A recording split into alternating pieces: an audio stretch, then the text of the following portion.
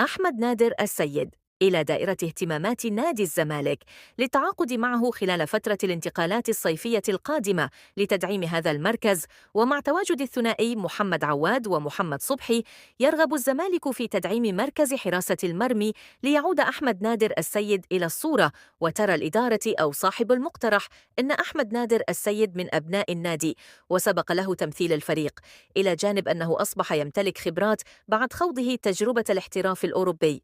عقد أحمد نادر السيد ينتهي مع ناديه الحالي بنهاية الموسم القادم، وتري الإدارة إنه لا يوجد حارس مناسب على الساحة المحلية للتعاقد معه، وأحمد نادر السيد ما زال صغير السن ويعتبر استثمار فني على المدي البعيد. ووفق الأخبار فإن الحارس لا يمانع في الانضمام للزمالك بشرط إنهاء الزمالك.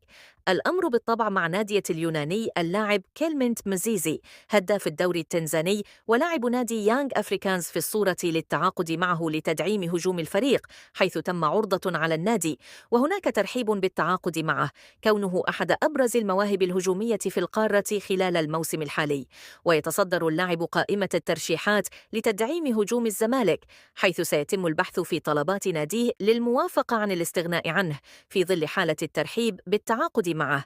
تأتي هذه التحركات مع اهتمام النادي أيضاً بالتعاقد مع المهاجم العراقي مهند علي لاعب الشرطة العراقي، حيث يسعى الزمالك لتدعيم هذا الخط بلاعبين مميزين.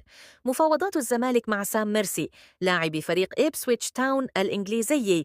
هذه الأخبار التي قيلت في الفترة الأخيرة. نادي إبسويتش تاون الإنجليزي أكدت أن الاستغناء عن سام ميرسي في الفترة المقبلة سيكون أمر صعب، فاللاعب من القوام الأساسي للفريق متمسك بالنادي ولا يرغب في الرحيل، وبالتالي انتقاله إلى الزمالك أمر يبدو معقد خلال الفترة القادمة. محمد السيد لاعب نادي الزمالك الشاب عقد جلسة مع مسؤولي الزمالك خلال الأيام القادمة لتجديد تعاقده مع الزمالك. اللاعب ينتهي تعاقده مع النادي بنهاية الموسم القادم، وكانت هناك مماطلة منه في التجديد والتمديد ودخوله في مفاوضات مع الأهلي. بس ما علينا، مما أدي إلى اتخاذ قرار في الإدارة بنزول اللاعب للتدريب مع فريق الشباب.